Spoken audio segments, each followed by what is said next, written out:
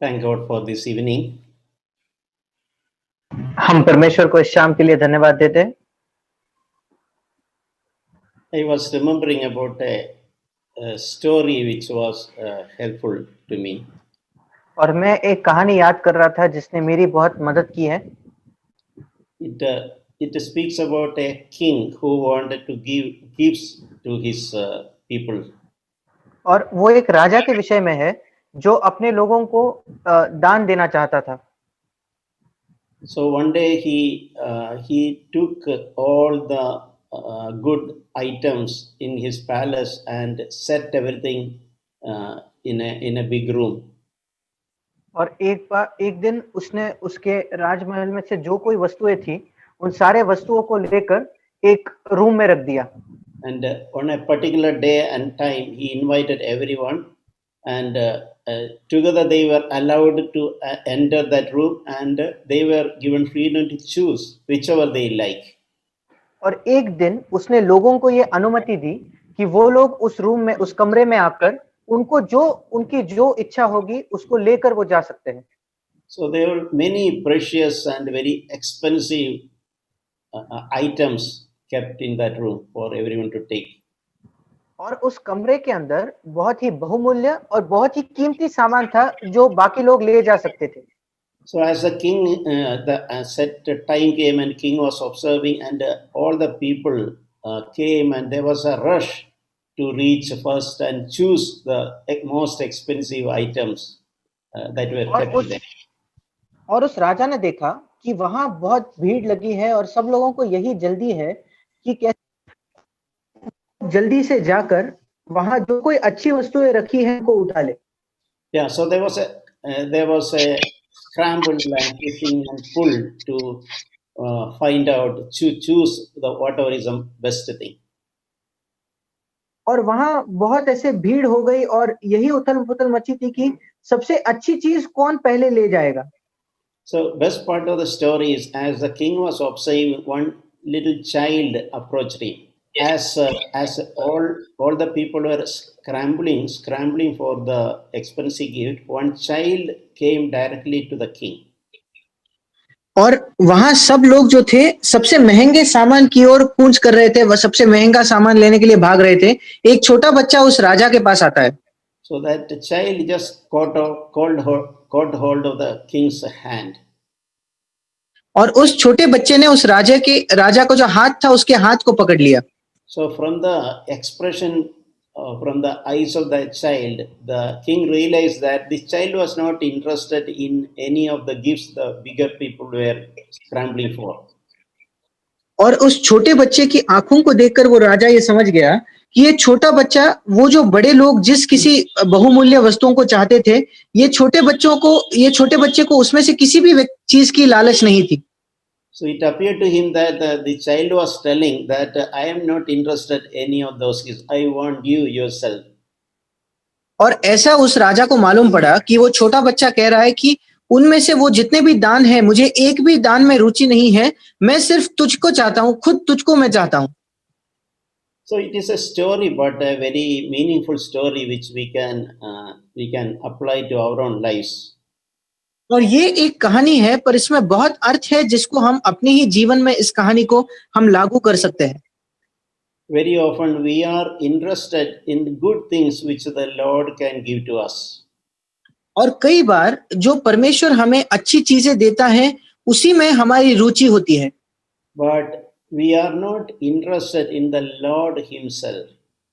पर स्वयं प्रभु के अंदर हमारी रुचि या दिलचस्पी नहीं होती। When sometime I ask just people how is their Christian experience. और कई बार मैं लोगों से ये सवाल करता हूं कि उनका आज तक का मसीही अनुभव कैसा रहा है। So many people talk about some healing they received. और कई लोग उनकी जो भावनाएं रही है उसके विषय में कहते हैं। Or how after coming to faith how their business started flourishing. कैसे विश्वास में आने के बाद उनका जो व्यवसाय है वो बहुत ज्यादा बढ़ने लगा। Or how after becoming believers how their children have started behaving well or they have started scoring good marks. और कैसे विश्वासी होने के बाद, मसीह होने के बाद उनके जो बच्चे हैं वो अच्छा चाल चलन करते हैं और उनको अभी अच्छे नंबर भी आ रहे हैं। So when we hear this, these are all good things to receive. और जब हम इन बातों को सुनते हैं, ये सब प्राप्त करने के लिए अच्छी बातें हैं। When many of us come to faith also by seeing God's goodness in such a thing. हम में से कई लोग विश्वास में भी ऐसे ही आते हैं क्योंकि हम परमेश्वर की कई बातों में उसकी भलाई को हम देखते हैं। But we should not remain there just loving and enjoying the good gifts, good things we have received from the Lord. पर हमें वही नहीं रुकना है जो हमने अच्छी बातें, भली बातें परमेश्वर से प्राप्त की है, सिर्फ वही हमें नहीं रुकना है।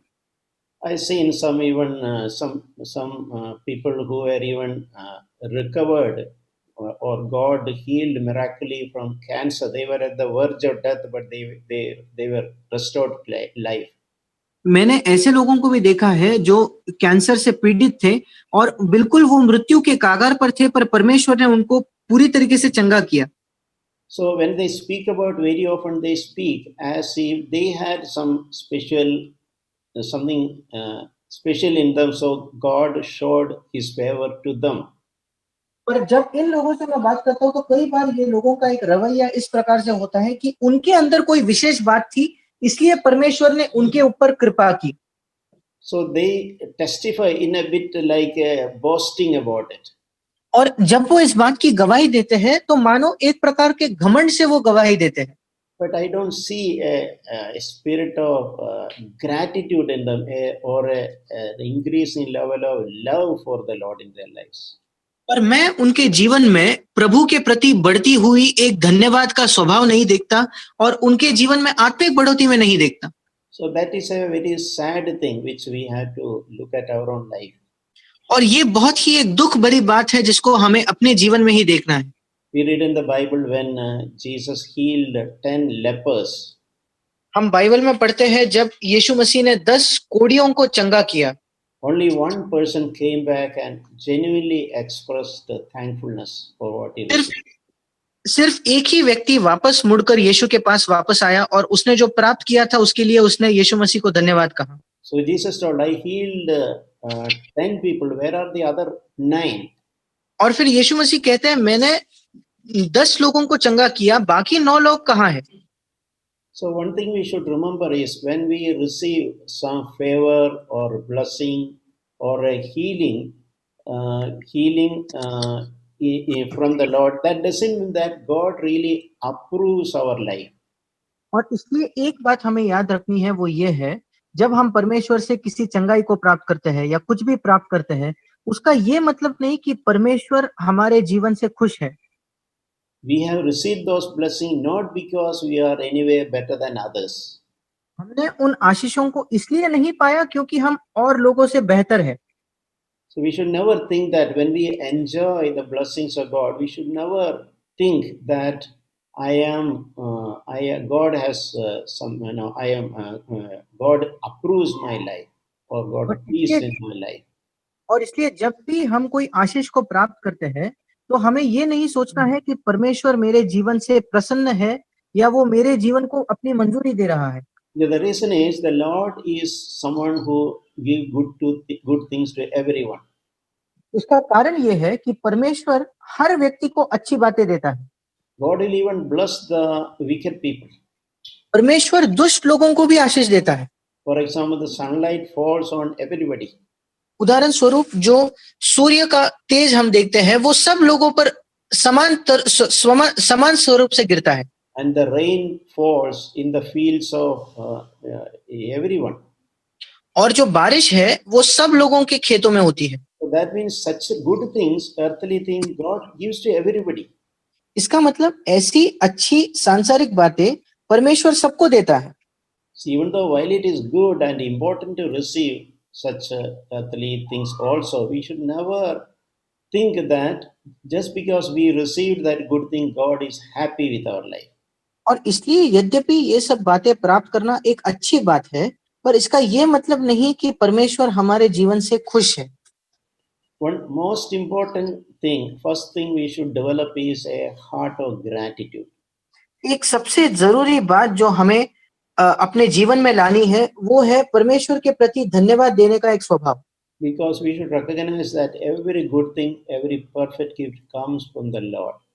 क्योंकि हमें इस बात को समझना है कि हर अच्छी बात, हर भली बात ये परमेश्वर की ओर से आती है।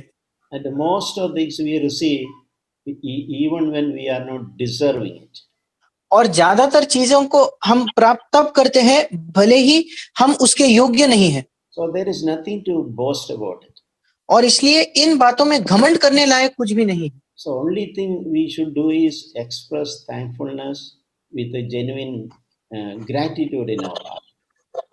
एक ही बात जो हमें करनी है, हमें परमेश्वर को धन्यवाद देना है एक सच्ची कृतज्ञता के साथ। And never even remotely think that I have received this, therefore God is pleased in my life. और हमें कभी भी ये नहीं सोचना है कि मैंने क्योंकि ये प्राप्त किया है इसलिए परमेश्वर मेरे जीवन से प्रसन्न है। Because we know, we ourselves know, maybe knowing many sinful people, wicked people, there are people who don't even believe in God, who receive healing, blessing, promotion, their business do well, everything. Everybody gets such things. क्योंकि हम खुद ऐसे लोगों को शायद जानते होंगे जो दुष्ट है, जो पापी है, पर उनका व्यवसाय अच्छा चलता है, उनको चंगाइयां होती है और उनके जीवन में सब कुछ अच्छा है। So God, what I am trying to say is, God wants us to grow beyond that level of being happy in receiving some earthly thing.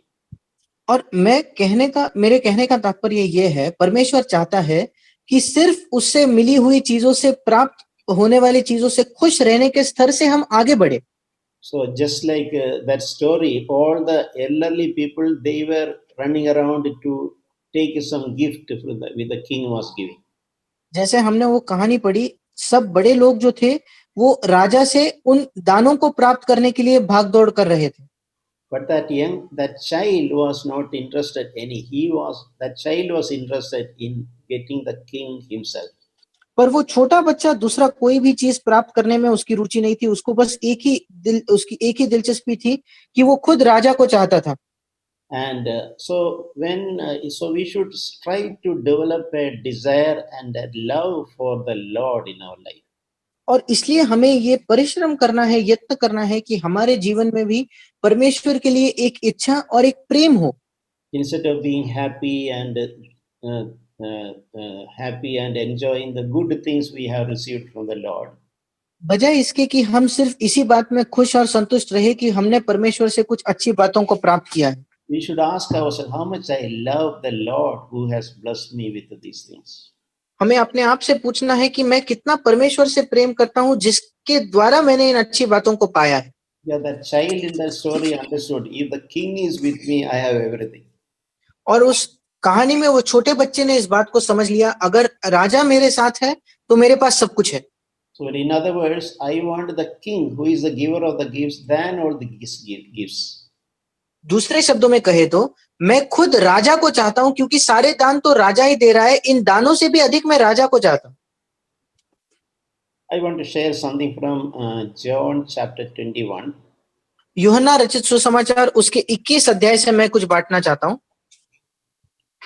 This is written about a situation where the Lord was crucified and he had already resurrected. और यहाँ एक घटना है कि यीशु मसीह क्रूस पर पहले ही प्रभु चढ़ाया गया था और वो पुनः फिर एक बार मृत्यु में से जी उठा था। So most of the disciples during those 3 days, they were confused and they forgot all what the Lord had taught to them. और उन 3 दिनों तक वो शिष्य लोगों को कई संदेह थे और वो प्रभु ने उन्हें जो कुछ सिखाया था वो सब कुछ भूल चुके थे। And they forgot their calling. They forgot, God wanted to make them fishers of men. They will make the world upside down. Everything they forgot. और वो पूरी तरीके से भूल गए, वो अपने बुलाहट को भूल गए और परमेश्वर उनको इस संसार को बदलने के लिए चाहता था, ये भी भूल गए। और यीशु मसीह ने जो उनको कहा था कि मैं तुम्हें मनुष्यों को के पकड़ने वाले बनाऊंगा, वो ये भी भूल गए। And Peter said, I am going for fishing. और पतरस ने कहा, मैं मछली पकड़ने के लिए जा रहा हूँ। Because probably Peter realized that he failed the Lord by denying him. क्योंकि शायद पतरस को ये बात समझ में आई थी कि प्रभु का इनकार करके उसने प्रभु को बहुत ज्यादा निराश किया है। And probably he was very much discouraged. और वो खुद भी शायद बहुत ज्यादा निराश था। And then he thought, at least I know fishing. I am an expert in fishing. I will go for that. और फिर उसने सोचा कि मैं एक अच्छा मछुआरा हूँ, मैं मछली पकड़ने जाता हूँ। And many other disciples also joined him. और बाकी के कई शिष्य भी उसके साथ आए। And they took a boat and went to fishing. And it mentioned that the entire night they struggled and they did not catch anything. और वे एक नाव लेकर उस झील पर गए, पर रात भर उन्होंने कुछ भी नहीं पकड़ा, ऐसा हम पढ़ते हैं। Yeah. So we can imagine some expert fishermen, they know where the fish is available, but this time they were struggling for maybe 8 hours, entire night, till the next day morning, but they did not catch anything. और हम इस बात की कल्पना करके देख सकते हैं कि बहुत ही अच्छे मछुआरे जो जानते हैं कि मछली कहाँ मिलती है, वो रात भर कड़ी मेहनत करने के बावजूद सुबह तक उनको कुछ भी नहीं हाथ लगता। So we read in the morning, Jesus was standing on the shore. और The, हम पढ़ते हैं कि सुबह यीशु मसीह उस किनारे पे खड़ा था, and those disciples did not realize it was Jesus. और शिष्यों को ये नहीं समझ आया कि वो यीशु है। And he asked them, "Children, have you caught some fish?" और यीशु मसीह उनसे पूछता है, हे बालकों, क्या तुम्हारे पास कुछ मछलियां हैं? They sadly said no. और उन्होंने दुख से कहा नहीं। Then Jesus said, "Cast the net on the right hand side of the boat, and you will find a catch." और फिर यीशु मसीह ने कहा, नाव की दाहिनी ओर जाल डालो तो पाओगे। So they cast the net on the right side, and they caught their net full of fish. और फिर उन्होंने दाई ओर अपने जाल को डाला, और उनकी जाल जो है बहुत मछलियों के बहुतायत से भर गई। It is mentioned that the net was so full, they would have feared whether the net would break. और यहाँ लिखा है कि वो मछलियां इतनी ज्यादा थी कि वो खींचने लगी, और ये लोग डर गए कि अभी खींचकर ये कहीं फट ना जाए। And it's so much that other disciples also came and they helped to draw the net to the shore. और वो मछलियां इतनी ज्यादा थी कि बाकी के शिष्यों को आकर उस नाव को वो किनारे पर खींचने के लिए आना पड़ा। So this is something which we should learn a lesson from this passage. और इस शास्त्र भाग से हमें एक पाठ को सीखना है।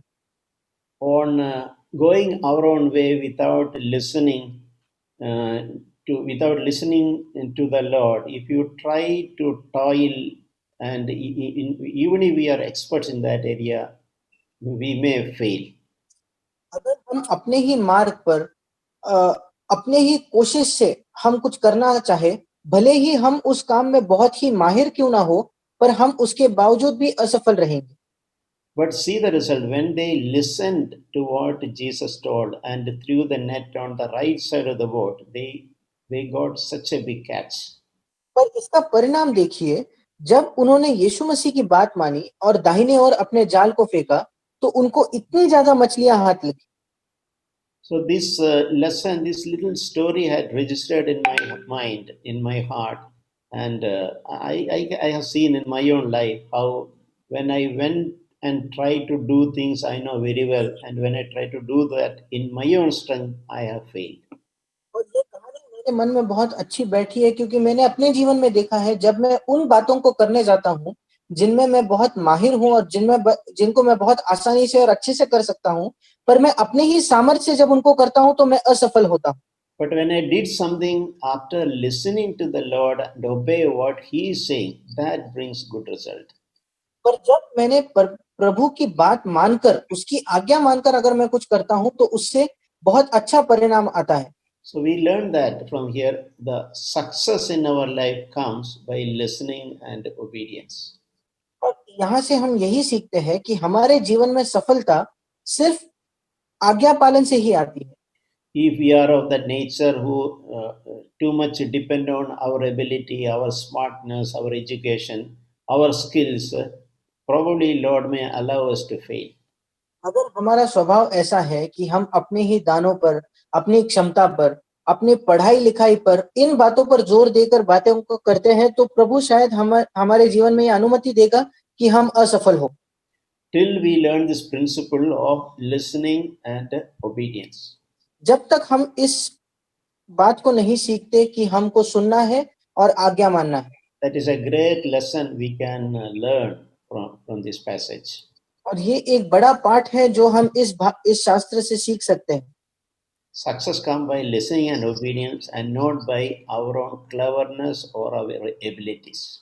सफलता सिर्फ परमेश्वर को सुनने से और आज्ञा मानने से आती है, हमारे ही पढ़ाई लिखाई या हमारे कोई जो युक्तियां होती हैं उनसे नहीं। And we also see in that passage something else when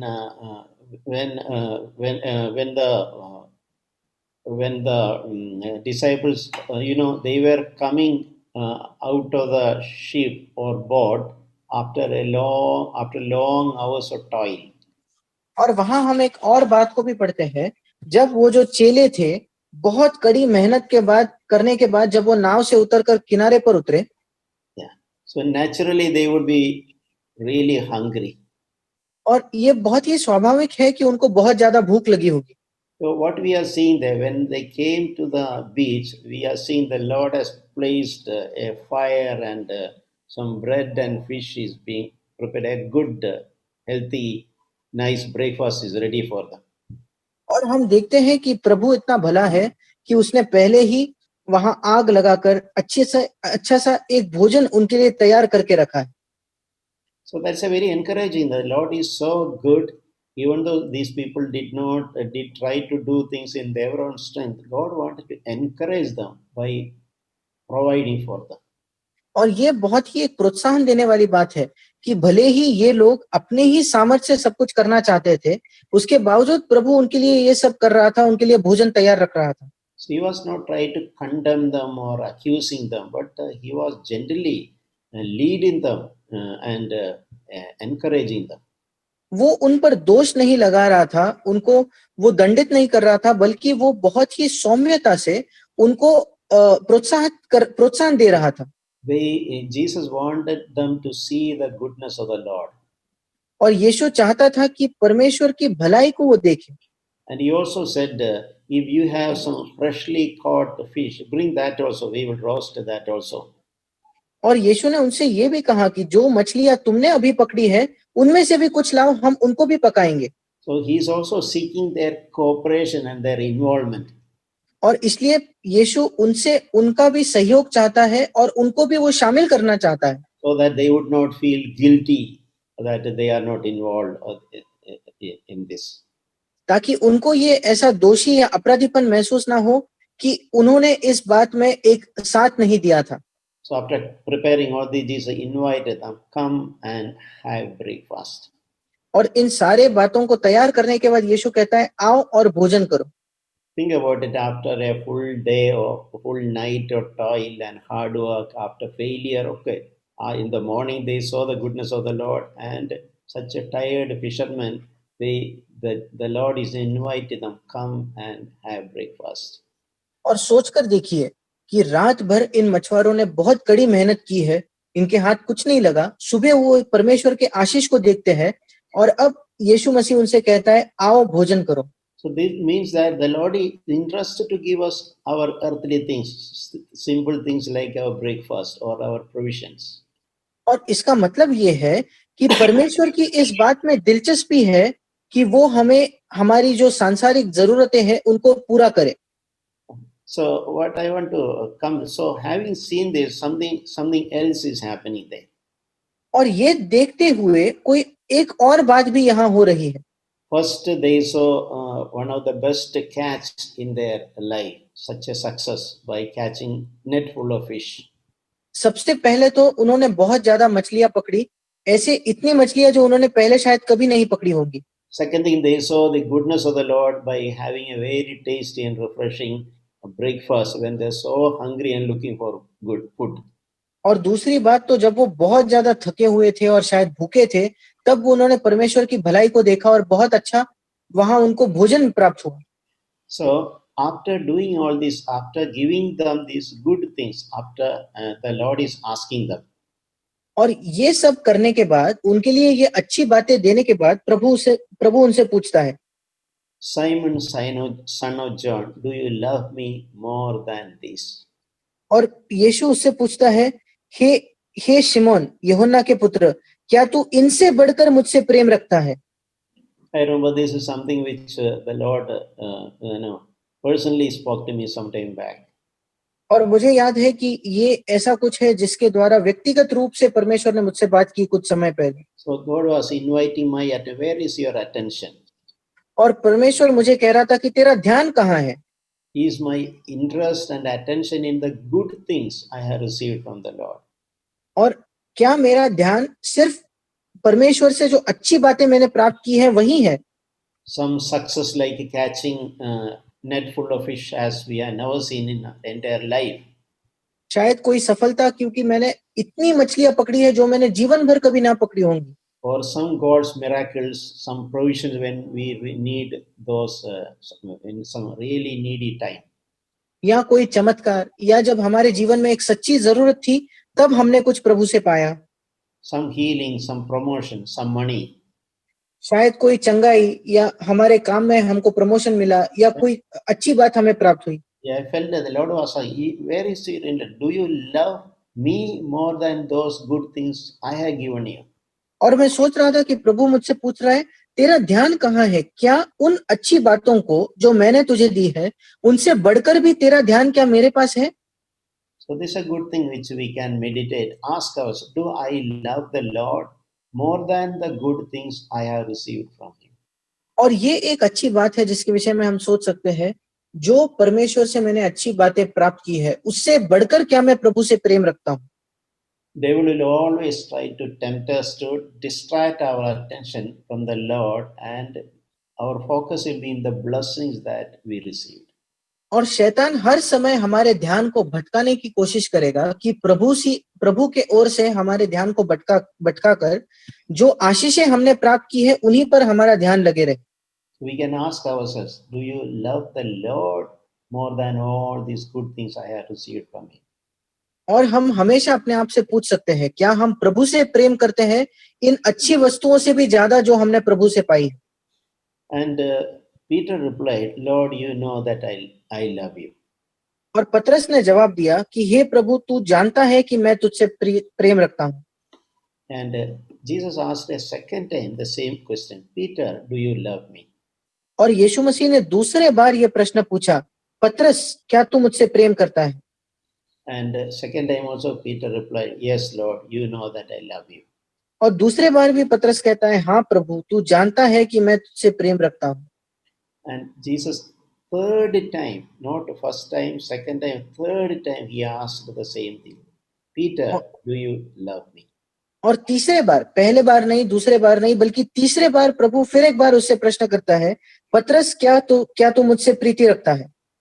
So Peter was grieved because Jesus asked this question third time. और पतरस उदास हुआ कि उसने उससे तीसरी बार ऐसा कहा। Because Peter realized there is some meaning in that asking that question. When the Lord asked three times, there is some meaning behind it. क्योंकि पतरस इस बात को समझ गया कि अगर प्रभु एक ही प्रश्न 3 बार कर रहा है तो उसके पीछे कुछ गहरा अर्थ है।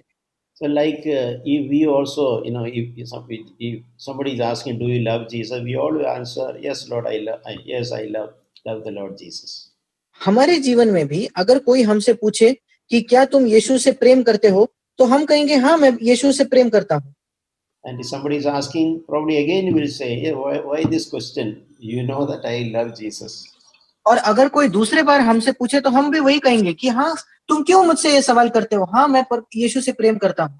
But when Jesus asked him third time, Peter was really grieved and he thought about it. पर जब यीशु मसीह ने तीसरे बार इस प्रश्न को पूछा तो पतरस उदास होकर वो सचमुच सोचने लगा इस प्रश्न के विषय में। Probably Peter thought, I am saying, I love the Lord, I love Jesus, but that quality of life, quality of that, the depth of that love, is it really good enough. और शायद पतरस इस बात को समझ गया कि हाँ, मैं भले ही परमेश्वर से प्रेम करता हूँ, क्या उस प्रेम की जो एक गहराई है, क्या वो सचमुच उतनी गहरी है? I am just superficially saying I love you, Lord, or it is really genuine. क्या मैं सिर्फ ऊपर ऊपर इस बात को कहता हूँ कि हाँ प्रभु मैं तुझसे प्रेम करता हूँ, या वो सचमुच वाकई मैं उससे प्रेम करता हूँ? So from the third time, Peter's answer, instead of claiming that I love Jesus, he said, Lord, you know all things. और इसलिए तीसरे बार जब पतरस उत्तर देता है, वो ये नहीं कहता कि हाँ मैं तुझसे प्रेम करता हूँ, वो उसके बजाय ये उत्तर देता है कि हे प्रभु तू तो सब कुछ जानता है। Yeah, even when I say that I love you, you really know my heart. और प्रभु अगर मैं ये भी कहूं कि हाँ मैं तुझसे प्रेम करता हूं, पर तू मेरे दिल को जानता है। So this is also something we can also desire in our love, not just superficially saying that we love Jesus, but a genuine love coming out of our innermost being. और ये एक बात है जो हम अपने जीवन में भी देख सकते हैं, जब हम कहते हैं कि यीशु हम यीशु से प्रेम करते हैं, तो ये कोई दिखावटी या सिर्फ ऊपर ऊपर होने वाली नहीं, बल्कि सचमुच हमारे हृदय से आने वाली एक बात होनी चाहिए। We can ask ourselves, do we love Jesus more than anything or more than anybody? और हम अपने आप से ये प्रश्न कर सकते हैं, क्या हम किसी भी और व्यक्ति से ज्यादा और किसी भी और चीज से ज्यादा यीशु से हम प्रेम करते हैं क्या? And remember, the Lord will not accuse us. और इस बात को ध्यान रखें कि परमेश्वर हम पर दोष नहीं लगाएगा। The reason why Jesus asked Peter the same question 3 times is, और यीशु ने पतरस से एक ही प्रश्न 3 बार करने का कारण ये था, he wanted to bring Peter to the realization. वो कारण ये था कि वो पतरस को इस बात को महसूस कराना चाहता था, And wanted him to draw closer to him than ever. और वो चाहता था कि पहले से ज्यादा पतरस उसके नजदीक आ जाए। For which the Lord himself would help him and support him. इस कारण ये करने के लिए, प्रभु के पास आने के लिए परमेश्वर खुद उसकी सहायता करता था। But the Lord was looking for a genuineness in the love which Peter had towards him. पर पतरस का जो प्रभु के प्रति प्रेम था, उस प्रेम में एक सच्चाई और एक ईमानदारी की खोज प्रभु कर रहा था। So sometimes I also check myself and I pray the Lord, I really want to love you more than any good thing you have given to me, any nice thing you have given to me, or anybody I have in my life. I want to love you, Lord. और मैं भी कई बार यही प्रार्थना करता हूँ कि प्रभु किसी भी और व्यक्ति से ज्यादा, कोई भी और चीज जो तूने मेरे जीवन में दी है, उससे ज्यादा बढ़कर मैं तुझसे प्रेम करना चाहता हूँ प्रभु। So that when we express that desire, the Lord will be delighted to hear that. और जब हम इस इच्छा को व्यक्त करते हैं, तो इस इच्छा को सुनकर प्रभु बहुत खुश होता है। And He will help us to draw us closer to Him. और वो सहायता करेगा कि वो हमें अपने पास खींच ले। So this should be the ambition and desire in our life, increasingly learn to love Jesus more than anything else or anybody else. और यही हमारे जीवन की इच्छा और महत्वाकांक्षा होनी चाहिए कि हमें यीशु मसीह से किसी भी और चीज से बढ़कर, किसी भी व्यक्ति से बढ़कर प्रेम करना है। You know, somebody asked Jesus, oh, what is the greatest commandment? और किसी ने यीशु से पूछा, सबसे बड़ी आज्ञा, सबसे महान आज्ञा क्या है? So Jesus replied that in Matthew 22:37. और इसका जवाब यीशु मसीह ने मत्ती 22 उसके 27 वचन में दिया। So what is the greatest commandment? फिर सबसे बड़ी आज्ञा, सबसे महान आज्ञा क्या है? You shall love the Lord your God with all your heart and with all your soul and with all your mind. और तुम अपने परमेश्वर यहोवा से अपने पूरे सामर्थ्य से, पूरे शक्ति से और पूरे मन से उस पर प्रेम रखना। Now, do we think it is practical? और क्या हमें लगता है कि ये संभव है? Do you think the Lord will command something which is not practical? क्या आपको लगता है कि परमेश्वर हमें ऐसी कोई आज्ञा देगा जिसका हम पालन नहीं कर सकते? Lord's commandments are it may be hard for us, but He will give us ability to obey. परमेश्वर की आज्ञाएं शायद हमें पूरा करने में कठिन होंगी, पर वो हमें सामर्थ देगा और अनुग्रह देगा उनका आज्ञा मानने के लिए। So Holy Spirit can help us to love the Lord with all our heart, with all our soul, and with all our mind. और पवित्र आत्मा हमारी सहायता कर सकता है कि हम संपूर्ण हृदय से, संपूर्ण मन से और संपूर्ण तन से उस पर प्रेम रख सके। So what is it? In simple terms, it is only means it is genuine and it is not adulterated. और इसका क्या अर्थ है जब हम कहते हैं कि उस पर प्रेम करना? इसका अर्थ यही है कि हमारा जो प्रेम है वो सच्चा है, वो किसी भी और बात से उसमें मिश्रण या उसमें कोई मिलावट नहीं है। It means that there is nothing else in this world or nobody in this world which is taking the Lord's place in our heart. इसका मतलब इस संसार में दूसरा और कोई व्यक्ति नहीं है, दूसरी और कोई चीज नहीं है जो हमारे हृदय में प्रभु के लिए जगह खुद ले सके। Including any good things we have received from the Lord, like healing or good business, etc. और इस सूची में अच्छी बातें भी है जो हमने प्रभु से प्राप्त की है, मानो चंगाई या हमारे व्यवसाय में बढ़ोतरी और दूसरी चीजें। In 1 Peter chapter 1, there is a verse, verse 8. पहला पत्रस उसका पहला अध्याय, वहां एक वचन को हम पढ़ते हैं, 8वां वचन। Yeah, this something is something which we can make. It says that even though you have not seen him, you love him. और हम इस पर मनन कर सकते हैं। यहाँ लिखा है, उससे तुम बिना देखे प्रेम रखते हो। So even though we have not seen the Lord personally with the physical eyes, God has given us the ability to love him. और भले ही हमने परमेश्वर को अपनी आंखों से नहीं देखा, पर प्रभु ने हमें ये क्षमता दी है कि हम उस पर प्रेम कर सके। We know Christian life is not just following a religion. हम जानते हैं कि मसीही जीवन सिर्फ किसी धर्म का पालन करना नहीं है। It is not about being a member of some organization. ये किसी संगठन का भाग होना, सदस्य होना नहीं है। It is essentially it is a personal relationship with Jesus Christ. मूलभूत तौर पर ये यीशु मसीह के साथ एक व्यक्तिगत संबंध है। And the more we know him, we realize he is worthy of our love and our devotion. और जितना नजदीक से हम उसको जानेंगे, हम इस बात को समझेंगे कि वो हमारे प्रेम और हमारे भक्ति के योग्य है। And when we are sincere, the Lord himself will provide that ability to love him with our whole strength and soul and in our whole mind. और जब हम ईमानदार हैं, तो प्रभु खुद हमें ये क्षमता देगा कि हम अपने संपूर्ण हृदय से, संपूर्ण मन से और बुद्धि से उस पर प्रेम कर सकें। So this new year, we can have the desire, cherish the desire in our heart to love Jesus more than ever. और इस नए साल में हम अपने हृदय में इस इच्छा को ला सकते हैं, उसको बरकरार रख सकते हैं कि कभी भी पहले हमने किया होगा उससे अधिक हम यीशु से प्रेम करना चाहते हैं। Just like that child did to that king. जैसा उस छोटे बालक ने उस राजा के लिए किया। We can also tell the Lord, Lord, I need you more than anything else. हम भी उस राजा से कह सकते हैं कि प्रभु, किसी भी और व्यक्ति से बढ़कर, किसी भी और चीज से बढ़कर मैं तुझे चाहता हूँ। And I want to love you more than all these good things you have given to me. और मैं इन अच्छी बातों को जो तूने मुझे दी है, इनसे बढ़कर तुझसे प्रेम करना चाहता हूँ। May God help us. परमेश्वर हमारी सहायता करे।